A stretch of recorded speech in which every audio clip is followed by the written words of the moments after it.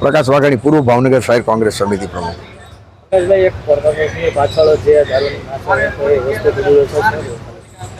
હું કહું છું મારી પાછળ જ હું એવું માનું છું. આ કોર્પોરેશનનું ગ્રાઉન્ડ છે, પટાંગ છે. દારૂની અઢળક બોટલો, કોઈ એક બે બોટલ નહીં, અઢળક બોટલો ખાલી મળે.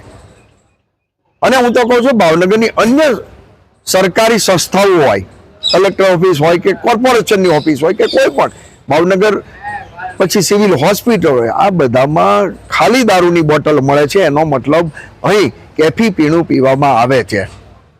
કર્મચારી પીતા હોય કે બંધ થયા પછી કદાચ બહારના આવારા તત્વો પીતા હોય, સામાજિક તત્વો પીતા હોય, તો એની જવાબદારી કોણ? સરકાર તો નશાબંધીની ગુજરાતમાં દારૂ મળતો જ નથી, બહુ મોટી વાતો કરે છે. તો આ ખાલી બોટલ ક્યાંથી મળે? કોઈ ડેકોરેશન માટે આવતી નથી. મતલબ કેફી પીણું ભાવનગરમાં પીવામાં આવે છે. એનો ઉત્તમ દાખલો મારી પાછળ કોર્પોરેશનના આ પટાંગમાં એક નહીં અનેક દારૂની બોટલ ખાલી પડી છે. એનો મતલબ દારૂ ભાવનગરમાં મળે છે અને પીવાય છે.